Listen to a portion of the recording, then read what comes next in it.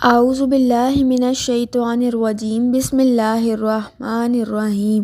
شروع اللہ کے بابرکت نام سے جو بڑا مہربان اور نہایت رحم کرنے والا ہے۔ پیارے دوستوں، السلام علیکم۔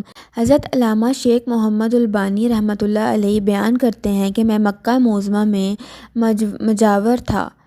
ایک دن ایسا آیا کہ کھانے کے لیے کچھ نہ ملا اور میں بھوک سے نڈھال ہو گیا۔ اسی حالت میں باہر نکلا تو رستے میں ایک تھیلی پڑی دیکھی۔ اٹھا کر دیکھا تو ریشمی تھیلی تھی اور ریشم کی ڈوری سے بندھی ہوئی تھی۔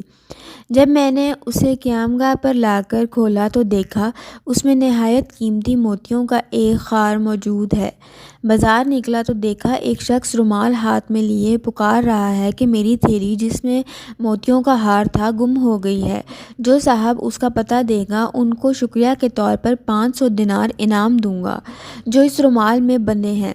پھر آپ فرماتے ہیں کہ میں اس شخص کو اپنے گھر لے آیا اور تھیلی نکال کر اس کے حوالے کی۔ وہ شخص بڑا ممنون ہوا اور حسب وعدہ 500 دینار پیش کیے، لیکن میں نے اس سے معذرت کی اور کہا کہ میں نے یہ کام رضائے الہی کے لیے خاطر کیا ہے، اجارت لے کر میں اپنا اجر ضائع نہیں کرنا چاہتا۔ تاہم اس شخص نے ان کو قبول کرنے پر بہت زور دیا، لیکن میں برابر انکار کرتا رہا، یہاں تک کہ وہ تنگ آ کر چلا گیا۔ اس واقعے کے کچھ عرصے بعد میں نے مکہ معظمہ سے رخصت سفر باندھا اور ایک سمندری جہاز پر سوار ہو گیا۔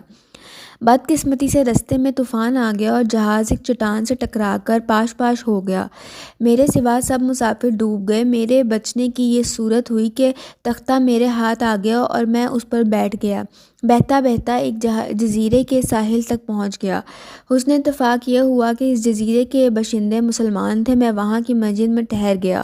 لوگوں نے مجھ سے حال دریافت کیا تو میں نے ان کو سارا واقعہ بیان کیا۔ لوگ یہ سن کر بہت متاثر ہوئے اور میرے ساتھ نہایت اچھا سلوک کیا۔ بہت سے لوگ مجھ سے قرآن کریم کی تعلیمات حاصل کرنے آنے لگے اور اپنے بچوں کو بھی قرآن کی تعلیمات کے لیے میرے پاس بھیجنے لگے۔ تھوڑی ہی مدت میں یہ لوگ مجھ سے حد مانوس ہو گئے اور مجھے اپنا مرشد سمجھنے لگے۔ اس کے علاوہ وہ مجھے کافی مالی امداد بھی دیتے تھے اور دوسری کئی قسم کی خدمات کرنے سے بھی مشورہ کیا، اور پھر میرے پاس آ کر کہا ہماری رائے یہ ہے کہ آپ شادی کر لیں اور یہاں مستقل اقامت اختیار کر لیں۔ میں نے کہا جیسے آپ لوگوں کی خوشی۔